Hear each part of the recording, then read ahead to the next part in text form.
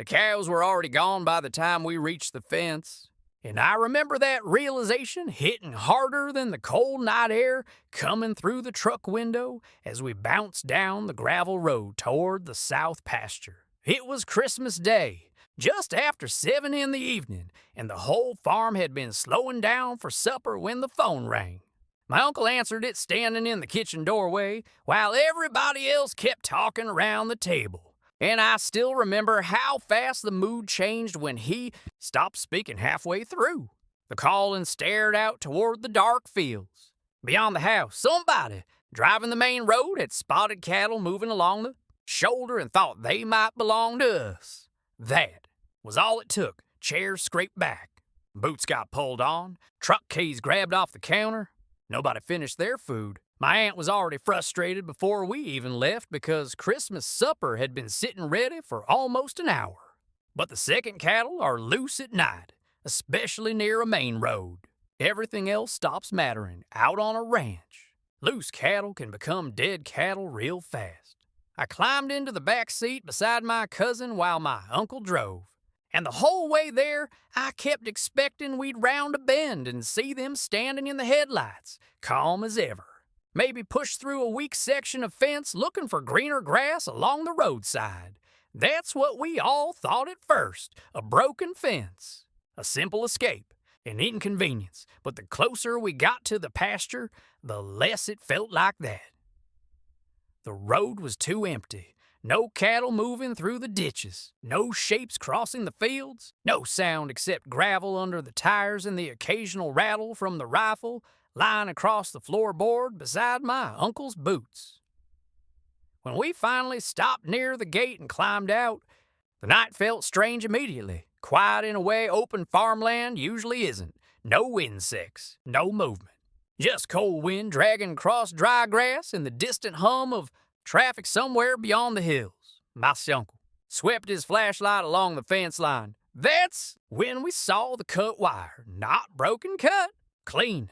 The beam caught the loose strands hanging open into the pasture, and beside it the ground was torn up with hoof prints leading away toward the road. Fresh tracks. A whole group pushed through fast. Nobody said anything for a few seconds, because once you see a cut fence, your mind changes gears instantly. Those cattle didn't wander off. Somebody took them. We split up after that, driving the nearby road slowly, stopping every few hundred yards to scan the fields with flashlights. Every dark shape started looking like cattle, bushes, rocks, fence posts. Your eyes begin inventing things once adrenaline gets involved, but there was nothing. No herd. No sound, no movement. Just empty land, and the longer we searched, the more obvious it became that whoever had taken them knew exactly what they were doing. This wasn't random theft. The tracks followed routes where trucks could move without attracting attention. Gates that should have been chained had been opened and closed again carefully. Whoever cut that fence had done it fast and quietly. At one point, we stopped near a dry drainage ditch where the tracks disappeared briefly into harder ground. And I remember my uncle crouching low with the flashlight, studying the dirt in complete silence while cold wind moved through the thorn bushes around us. Then my cousin called out from further. Down the roadside, we found the cow lying behind a cluster of brush near the ditch line, half hidden from the road like someone had shoved her out of sight in a hurry. At first I thought she'd been injured because she barely moved when the lights hit her, but then I saw the calf. Tiny thing, still wet from birth, legs folded awkward beneath it in the dirt. The cow had gone into labor while they were moving her. That was why they left her behind, not because they wanted to, because she slowed them down. I remember standing there staring at that calf, trying to lift its head while the mother breathed heavy beside it, and that was the moment the whole night became real to me. Up until then, it still felt recoverable somehow. Like maybe we'd find the herd around the next bend, but now all I could think about was how organized this must have been, how fast it had happened, how close we already were to losing every single animal. My uncle rubbed a hand over his face and I looked back toward the dark road disappearing into the hills. They've got the rest by now, he muttered quietly, And none of us argued with him because deep down, we all knew he was probably right. By 9 o'clock that night, Christmas felt 1,000 miles away. The farm lights were gone behind us, supper long cold on the kitchen table, and instead of sitting with family, we were driving dirt roads with rifles across our laps looking for stolen cattle somewhere out in the dark. Fear changes the way ordinary places feel. Roads you've driven your whole life suddenly seem unfamiliar at night. Every vehicle approaching from the opposite direction gets studied too carefully. Every group of trees looks like a place somebody could be waiting. My uncle kept one hand steady on the wheel, while the other rested near the rifle, leaning beside him. And even though nobody said it outright, we were all thinking the same thing. If these thieves were willing to cut fences and move cattle on Christmas night, there was a good chance they weren't scared of confrontation.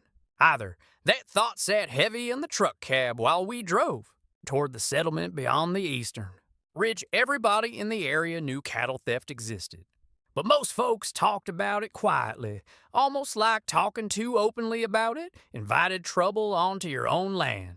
Herds disappeared every year, sometimes one or two animals, sometimes entire groups, and once they vanished into transport routes or private auctions, they were usually gone for good. Especially unbranded cattle, that was our biggest problem. The calves were still young enough that branding had been delayed until after the holidays, which meant proving ownership suddenly became a whole lot harder. My uncle cursed himself for that more than once during the drive, though truthfully nobody plans for thieves to strike on Christmas Day. The settlement came into view close to 10 o'clock, scattered lights glowing weak against the hillside, while stray dogs barked somewhere beyond the houses. We drove slowly through narrow dirt streets lined with corrugated fencing and small yards lit by porch bulbs. And the second people saw the truck moving through armed, conversation stopped, windows closed, faces disappeared. Nobody wanted involvement. My uncle asked questions anyway, stopping twice to speak with men standing near a small roadside shop. But both times the answers came fast and careful. Haven't seen anything. Don't know anything. Can't help you, and maybe some of them truly didn't know, but others definitely did. You could feel it. Fear has a way of hanging in the air thicker than smoke, and there was too much silence in that place for nobody to know anything at all. Finally, near the edge of the settlement, an older man stepped out from beside a rusted gate and waved us down quietly. He didn't come close to the truck, just stood beneath the weak light watching the darkness around him before speaking low enough we almost couldn't hear him over the engine. "You're wasting time," he said. "If they took the cattle tonight, they're already moving." Nobody answered. The old man kept glancing toward the road behind us. "There's groups doing this regular now," he continued. "They move fast. Within an hour, cattle are loaded, transferred, hidden somewhere else. By morning, they're gone." I remember feeling my stomach tighten hearing that, because suddenly the night didn't feel temporary. Anymore, it felt finished. The old man looked at the rifles inside the truck and shook his head. "Slowly, you won't find them driving. Round like this." Then he stepped back into the shadows like he regretted saying even that much. We left not long after. Drive back felt quieter than the drive there. Nobody had answers anymore.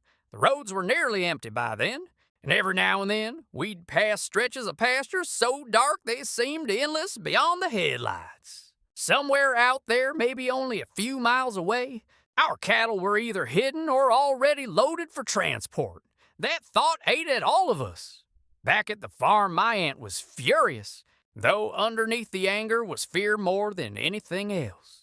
She hated that we were driving around armed in the middle of the night, chasing people desperate enough to steal livestock. Christmas supper sat untouched while arguments moved through the kitchen in tired circles. Go to the police. Police can't prove ownership. Keep searching. Searching where? See, by midnight, nobody knew what else to do. The rifles got leaned against the wall near the door. Boots stayed on. Coffee replaced supper. Every phone call made everybody look up instantly, but no calls came. Around 1 in the morning, I stepped outside alone for a while.